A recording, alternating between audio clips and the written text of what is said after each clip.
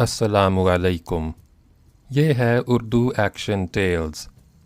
آپ سب سے گزارش ہے کہ میری اس ویڈیو کو لائک اور شیئر کریں اور میرے چینل کو سبسکرائب کریں۔ یہ ہے سر آرتھر کونن ڈوئل کا لکھا ہوا لڑکے اور لڑکیوں کے لیے ایک نہایت دلچسپ science fiction novel the last world کا اردو ترجمہ اندیکھی دنیا۔ مترجم سعید رضا سعید۔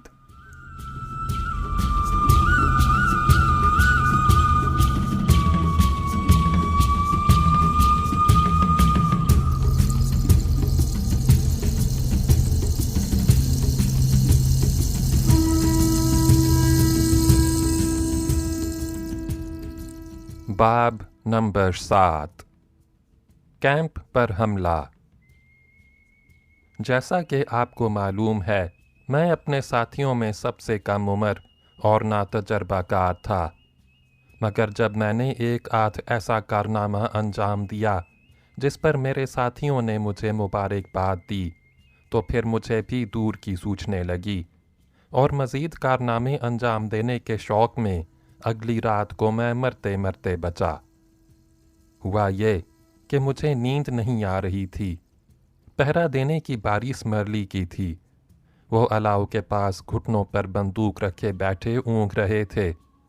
لارڈ جان سو رہے تھے اور چیلنجر کے خراٹے جنگل میں گونجتے محسوس ہو رہے تھے۔ چاندنی پھیلی ہوئی تھی اور ہوائیں خنکی تھیں۔ میں لیٹا ہوا چاند کو تک رہا تھا کہ اچانک خیال آیا کہ کیوں نہ چپکے سے جھیل تک ہو آؤں۔ صبح کو اپنے ساتھیوں کو اس کے بارے میں بتاؤں گا تو انہیں بہت حیرانی ہوگی۔ یہ سوچ کر میں چپکے سے اٹھا، رائفل سنبھالی، دونوں جیبوں میں کارتوس بھرے اور باہر نکل آیا۔ میں آگے ہی بڑھتا چلا گیا۔ درخت اتنے گھنے تھے کہ چاند نظر نہ آتا تھا۔ اندھیرے میں جگہ جگہ سیاہ دھبے نظر آتے تو میں سمجھ لیتا کہ یہ کسی جانور کا بھٹ ہوگا۔ میں آہٹ کیے بغیر اس کے سامنے سے گزر جاتا۔ چلتے چلتے خیال آیا کہ احتیاطاً رائفل بھر لینا چاہیے۔ یہ سوچ کر میں نے ایک کارتوس نکالا اور رائفل میں بھرنے لگا۔ تب پتہ چلا کہ میں غلطی سے لارڈ جان کی ایک نالی بندوق اٹھا لایا ہوں اور میرے پاس کارتوس رائفل کے ہیں۔ اب بھی میں لوٹ جاتا تو خیریت ہوتی، مگر وہاں تو کوئی کارنامہ انجام دینے کا بھوت سر پر سوار تھا، لہٰذا میں بڑھتا ہی رہا اور ڈائنوسور کا میدان ڈرتے ڈرتے پار کر لیا۔ خوش قسمتی سے وہاں کوئی جانور نہ تھا۔ میں درخت پر سے دیکھ ہی چکا تھا کہ چشمہ بل کھاتا ہوا جھیل تک پہنچتا ہے، لہٰذا میں چشمے کے کنارے کنارے چلتا رہا۔ یہ بھی نہیں سوچا کہ جانور چشمے پر پانی پینے آتے ہوں گے۔ کچھ دور اور آگے چل کر جنگل ختم ہو گیا۔ اکا دکا پیڑ اور جھاڑیاں رہ گئیں۔ میں دبے پاؤں ٹیروڈیکٹائل کے غار کے پاس سے گزر رہا تھا کہ اچانک ایک دیوزاد پرندہ شاید میری آہٹ پا کر اڑا اور 20 فٹ چوڑے پر پھیلائے آسمان کی طرف چلا گیا۔ جب وہ چاند کے سامنے سے گزرا تو اس کے پروں میں سے روشنی چھن چھن کر دکھائی دینے لگی اور وہ بالکل ایک ڈھانچہ معلوم ہونے لگا۔ آگے بڑھنے پر مجھے ایک خاص قسم کی آواز سنائی دینے لگی۔ میں نے رک کر اسے غور سے سنا اور پھر آہستہ آہستہ آگے بڑھا۔ آواز صاف ہوتی گئی۔ ایسا معلوم ہوتا تھا جیسے کسی بہت بڑی کیتلی میں پانی ابل رہا ہو۔ آخر کار میں اس جگہ پہنچ گیا۔ یہ گرم پانی کا ایک چشمہ تھا جس میں سے گیس کے بلبلے پھوٹ رہے تھے۔ چشمہ چھوٹا سا تھا مگر اس میں سے بھاپ اٹھ رہی تھی، اور آس پاس کی زمین اتنی گرم تھی کہ میں وہاں ٹھہر نہ سکا۔ اب جنگل پھر شروع ہو گیا مگر وہ اتنا گھنا نہ تھا۔ کبھی کبھی دور سے کسی جانور کے بھاگنے اور شاخوں کے ٹوٹنے کی آواز آتی تو میں سہم جاتا، مگر میں اتنا آگے بڑھ آیا تھا کہ لوٹ کر جانے کا سوال ہی نہ تھا۔ آخر کوئی 1 بجے میں نے درختوں کے اس پار جھیل کے پانی کی جھلک دیکھی جو چاندنی میں چمک رہا تھا، اور صرف 10 منٹ بعد میں اس کے کنارے نرکلوں کے جھنڈ میں کھڑا تھا۔ کچھ چلنے کی وجہ سے اور کچھ خوف سے میرا گلا خشک ہو رہا تھا۔ میں نے چلو میں لے کر پانی پیا۔ بڑا ٹھنڈا اور میٹھا پانی تھا۔ قریب ہی ایک صاف سی جگہ تھی جدھر سے کچھ پگڈنڈیاں سی آ کر مل رہی تھیں۔ اس سے مجھے اندازہ ہوا کہ جانور یہاں پانی پینے آتے ہوں گے۔ پانی کے قریب ہی سیاہ پتھر کی ایک چٹان تھی۔ میں اس پر چڑھ کر ٹانگیں پھیلا کے لیٹ گیا اور ادھر ادھر دیکھنے لگا۔ درخت پر سے میں نے دیکھا تھا کہ علاقے کے آخری کنارے پر راکھ کے رنگ کی جو اونچی چٹانوں کی دیوار تھی، اس میں بہت سے کالے کالے دھبے نظر آ رہے تھے، جیسے غار ہوں۔ لیکن اب اس طرف دیکھ کر مجھے بڑی حیرت ہوئی، اس لیے کہ اب وہ سیاہ دھبے روشنی کے دھبوں میں تبدیل ہو گئے تھے۔ بالکل ایسا معلوم ہوتا تھا جیسے کسی بڑے جہاز کی کھڑکیوں سے روشنی آ رہی ہو۔ ظاہر ہے غاروں میں اس روشنی کا مطلب تھا آگ، اور آگ کا مطلب تھا آدمی۔ گویا یہاں انسان بھی بستے ہیں۔ اف میرے خدا، یہ کتنی عظیم دریافت تھی، اور اس کا صحرا میرے سر تھا۔ ان غاروں کا فاصلہ مجھ سے کوئی 10 میل ہوگا۔ اس کے باوجود جھلملاتی روشنیاں صاف نظر آ رہی تھیں۔ جھیل گلیڈی یوں لگ رہی تھی جیسے چاندی کی بڑی سی چادر بچھی ہو۔ یہ غالباً زیادہ گہری نہیں تھی، اس لیے کہ اس میں جگہ جگہ چھوٹے چھوٹے ریتلے ٹاپو ابھرے ہوئے تھے۔ پانی میں کافی ہلچل تھی، جس سے معلوم ہوتا تھا کہ مچھلیاں وغیرہ بہت ہیں۔ کبھی کبھی چاندی کے رنگ کی کوئی مچھلی اچھلتی اور ہلکے سے چپاکے کے ساتھ پھر پانی میں گر پڑتی۔ کبھی کبھی کسی بہت بڑے آبی جانور کی پیٹھ پانی سے ابھرتی اور پھر غائب ہو جاتی۔ ایک بار میں نے ہنس کی قسم کا ایک بڑا سا پرندہ دیکھا جس کی گردن بہت لمبی تھی۔ تھوڑی دیر بعد اس نے غوطہ لگایا اور پھر نظر نہ آیا۔ میں نے چٹان کے نیچے نظر ڈالی تو کئی جانور نظر آئے جو پانی پینے آئے تھے۔ 2 جانور ایسے تھے جن کے بدن پر سخت ہڈیوں کے مچھلی کے سے سفنے تھے۔ ایک بہت بڑا باراسنگا تھا جس کے ساتھ اس کی مادہ اور 2 بچے تھے۔ وہ بڑی شان سے آیا اور پانی پی کر واپس چلا گیا۔ اچانک کچھ آہٹ ہوئی اور باقی سارے جانور ڈر کر بھاگ گئے، اور اب جو جانور آیا وہ نہایت عجیب و غریب تھا۔ اس کی پیٹھ کمان کی طرح تھی جس میں تکونی تھکلیاں لگی ہوئی تھیں، اونٹ کی سی لمبی گردن، چڑیا کی شکل کا سر اور مگرمچھ جیسی موٹی سی دم۔ میں سوچنے لگا کہ یہ جانور جانا پہچانا سا کیوں لگ رہا ہے۔ آخر دماغ پر زور دینے سے یاد آیا کہ پروفیسر چیلنجر کے ہاں میپل وائٹ کی خاکوں کی کتاب میں اسی جانور کا خاکہ دیکھا تھا۔ جانور اتنا وزنی تھا کہ اس کے قدموں کے دھماکوں سے زمین لرز جاتی تھی، اور جب وہ پانی پینے لگا تو پانی پینے کی آواز بڑی دور تک گونجتی محسوس ہوئی۔ کوئی 5 منٹ تک وہ پانی پیتا رہا۔ اس وقت میں اگر چاہتا تو ذرا سا جھک کر اس کی پیٹھ کو چھو سکتا تھا۔ اس کے بعد وہ اسی طرح قدموں سے زمین دہلاتا چلا گیا۔ میں نے گھڑی دیکھی، 2 بج چکے تھے۔ ایک رات میں نے جو کچھ دیکھ لیا تھا وہ آج تک دنیا میں کسی نے نہیں دیکھا ہوگا۔ میں نے سوچا کہ اب واپس چلنا چاہیے۔ میں خوش کیمپ کی طرف چل دیا۔ راستے میں سوچتا جا رہا تھا کہ میری ایک ایک بات پر چیلنجر اچھل پڑے گا۔ تقریباً آدھا راستہ طے ہوا ہوگا کہ اچانک میں نے اپنے پیچھے کچھ عجیب قسم کی آواز سنی۔ یہ غرانے سے ملتی جلتی بڑی ڈراؤنی آواز تھی۔ میں نے مڑ کر دیکھا تو کچھ نظر نہ آیا۔ بہرحال میں نے قدم تیز کر دیے اور تقریباً دوڑنے لگا۔ کوئی آدھ میل چلنے کے بعد پھر وہی آواز سنائی دی، مگر اب یہ پہلے کے مقابلے میں زیادہ صاف اور زور کی تھی۔ یہ سوچتے ہی میرا خون خشک ہو گیا کہ کوئی جانور میرے پیچھے لگ گیا ہے۔ میرے رونگٹے کھڑے ہو گئے اور گھٹنے کانپنے لگے۔ میں نے مڑ کر دیکھا تو اس مرتبہ بھی کچھ نظر نہ آیا۔ اچانک وہی آواز پھر آئی اور اب کے اور زیادہ قریب سے آئی۔ اب تو کوئی شبہ ہی نہیں تھا کہ کوئی جانور میرے پیچھے پڑ گیا ہے۔ میرا سارا جسم سون سا ہو گیا تھا۔ دوسرے ہی لمحے میں نے ایک خوفناک جانور دیکھا جو پچھلی ٹانگوں کے بل اچھلتا چلا آ رہا تھا۔ اس کا قد ہاتھی سے بڑا تھا۔ پہلے تو میں سمجھا کہ یہ وہی سبزی خور اور بے ضرر ڈائنوسور ہوگا، لیکن جب اس کے سر پر میری نظر پڑی تو معلوم ہوا کہ اس کی صورت ہرن جیسی نہیں بلکہ مینڈک کی طرح ہے۔ یوں سمجھیے کہ ہاتھی کے قد کا ایک خوفناک مینڈک اچھلتا چلا آ رہا تھا۔ یہ ویسا ہی جانور تھا جو ہمارے کیمپ کے پاس آیا تھا اور لارڈ جان نے اس کے منہ پر سلگتی ہوئی لکڑی مار کر اسے بھگایا تھا۔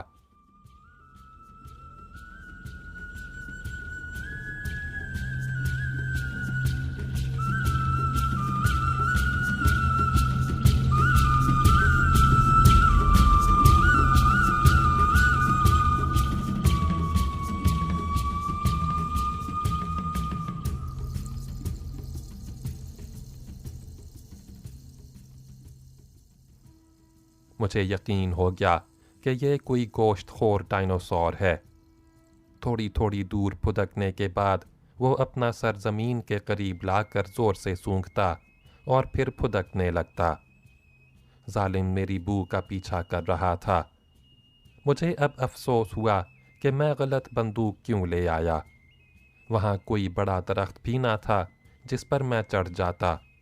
ویسے بھی وہ اپنی ایک ہی ٹکر سے درخت کو گرا سکتا تھا۔ اب بھاگنے کے سوا چارہ نہ تھا۔ میں نے حواس درست کیے اور بھاگ نکلا، مگر اونچی نیچی زمین اور جھاڑیوں کی وجہ سے بھاگا بھی نہیں جا رہا تھا۔ یہاں سے کیمپ کوئی 8 میل تھا۔ میں نے بندوق پھینک دی اور اپنی زندگی کی سب سے تیز دوڑ شروع کر دی۔ پنڈلیوں میں ٹیسیں اٹھنے لگیں، سینے میں درد ہونے لگا، پیٹ میں سانس سمانی مشکل ہو گئی، مگر میں بھاگتا ہی رہا۔ کچھ دور بھاگنے کے بعد محسوس ہوا کہ شاید میں اسے پیچھے چھوڑ آیا ہوں، لیکن اچانک بڑے زور سے تھپ کی آواز آئی۔ وہ کمبخت اب سر پر ہی آ پہنچا تھا۔ اب تو اس کی سانس کی آواز بھی مجھے سنائی دے رہی تھی۔ پہلے تو وہ صرف میری بو کا پیچھا کر رہا تھا، اس لیے اس کی رفتار تیز نہیں تھی، لیکن اب تو اس نے مجھے دیکھ بھی لیا تھا۔ میں نے رفتار اور تیز کر دی، لیکن اس کی تھپ تھپ کی آواز قریب ہی آتی گئی۔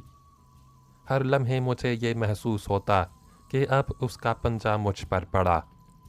میرے بھاگنے کی طاقت جواب دے چکی تھی اور قریب تھا کہ انتہائی مایوسی کے عالم میں اپنے آپ کو اس کے حوالے کر دوں کہ اچانک یوں محسوس ہوا جیسے میرے پیروں تلے سے زمین نکل گئی ہے اور میں نیچے گر رہا ہوں۔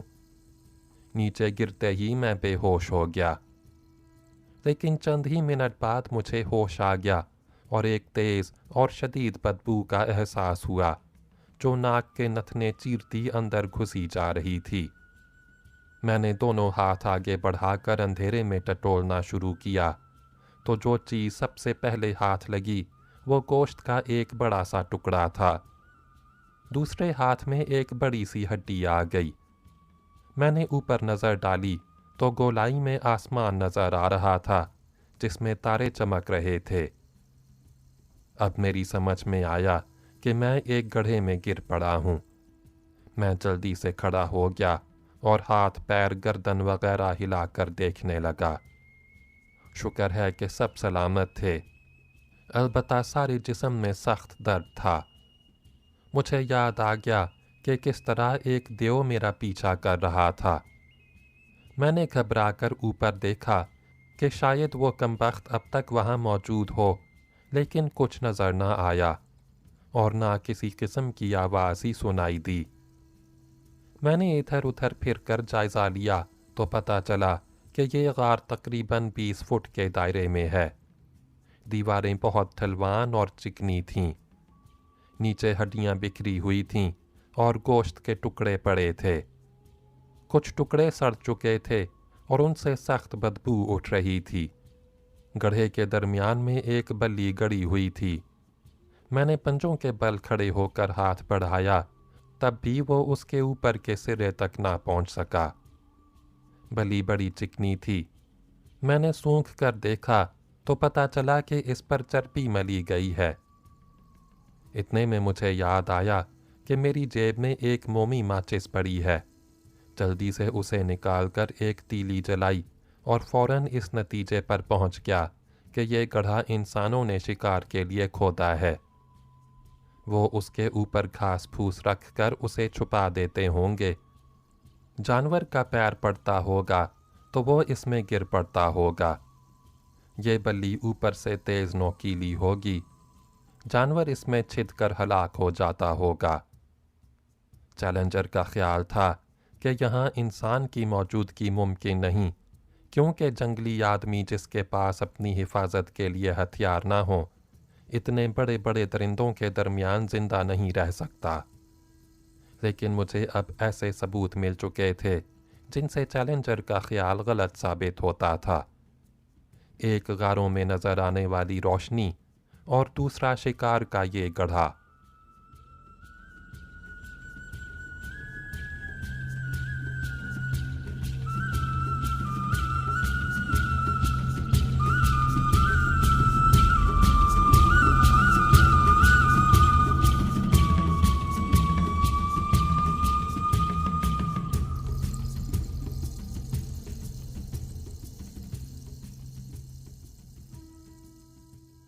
ان ڈھلواں دیواروں پر سے چڑھ کر میں اوپر آ سکتا تھا، مگر یہ ڈر تھا کہ جانور میرا پیچھا کر رہا تھا، وہ کہیں تاک میں نہ بیٹھا ہو۔ میں سوچ ہی رہا تھا کہ مجھے اسمرلی اور چیلنجر کی وہ گفتگو یاد آ گئی جو وہ ان جانوروں کے بارے میں کر رہے تھے۔ انہوں نے بتایا تھا کہ یہ جانور جتنے بڑے ہوتے ہیں ان میں عقل اتنی ہی کم ہوتی ہے، اس لیے تو وہ بدلتے ہوئے حالات کے مطابق اپنے آپ کو ڈھال نہ سکے اور دنیا میں ختم ہو گئے۔ اب مجھے یقین ہو گیا کہ وہ جانور واپس چلا گیا ہوگا، چنانچہ میں اوپر آ گیا۔ تاروں کی روشنی مدھم پڑنے لگی۔ صبح قریب تھی۔ میں جس راستے آیا تھا اسی پر چل پڑا۔ چلتے چلتے مجھے ٹھوکر لگی۔ جھک کر دیکھا تو یہ ایک نالی بندوق تھی جو میں نے بھاگتے ہوئے پھینک دی تھی۔ میں نے اسے اٹھایا اور چشمے تک پہنچ گیا جو ہمارے کیمپ کے قریب پہنچتا تھا۔ ابھی میں کیمپ کی طرف چند ہی قدم گیا تھا کہ مجھے رائفل کی گولی چلنے کی آواز آئی۔ میں ٹھٹک گیا۔ پہلے تو مجھے خیال آیا کہ شاید میرے ساتھی کسی مصیبت میں پھنس گئے ہیں، مگر پھر سوچا کہ شاید انہوں نے یہ سمجھا ہوگا کہ میں راستہ بھول کر جنگل میں بھٹک رہا ہوں اور انہوں نے گھر کی سمت بتانے کے لیے گولی چلائی ہو۔ بہرحال میں نے اپنی چال تیز کر دی تاکہ جلد سے جلد اپنے ساتھیوں سے جا ملوں۔ جب فورٹ چیلنجر قریب آ گیا تو میں نے لارڈ جان کو زور سے آواز دی تاکہ انہیں معلوم ہو جائے کہ میں زندہ سلامت ہوں، لیکن جب اس کے جواب میں خاموشی چھائی رہی تو میں فکر مند ہو گیا اور تیزی سے کیمپ کی طرف دوڑا۔ قلعے کا دروازہ کھلا ہوا تھا۔ میں لپک کر اندر گھسا اور صبح کے جھٹ پٹے میں میری آنکھوں نے وہ منظر دیکھا جس کے لیے میں ہرگز تیار نہ تھا۔ سارا سامان بکھرا پڑا تھا۔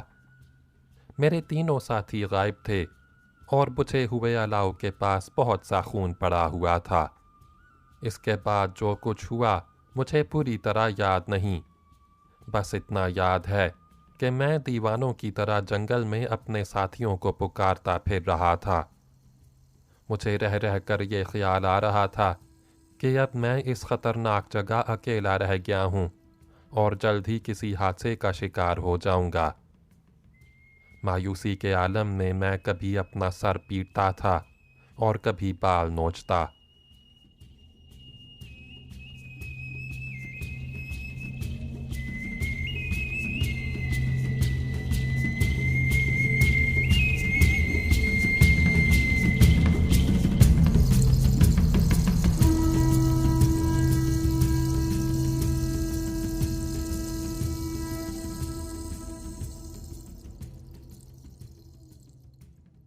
थक हार कर मैं फिर कैंप में वापस आया और अपने हवास ठीक करके अंदाज़ा लगाने लगा कि ये हुआ क्या।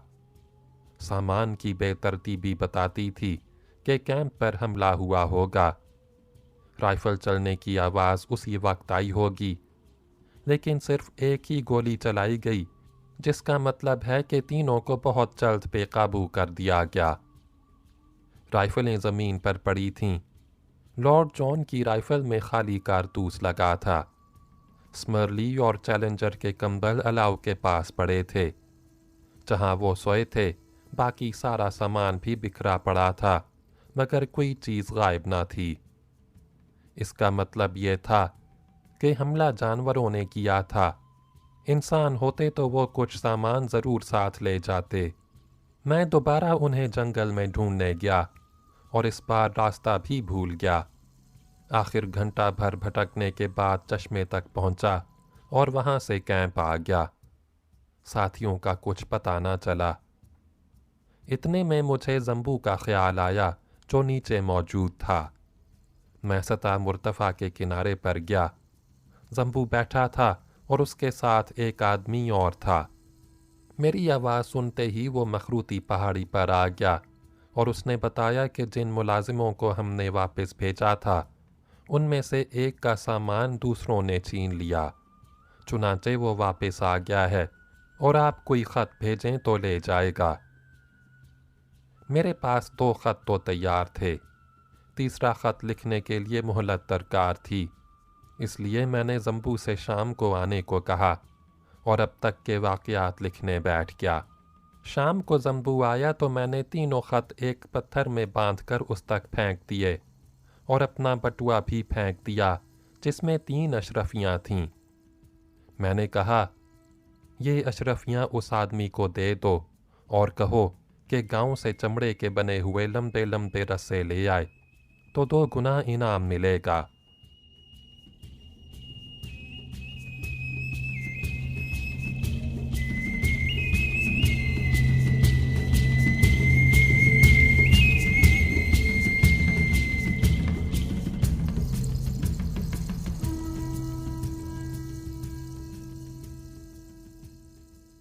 बाब नंबर 8 बनमानसों की कैद में।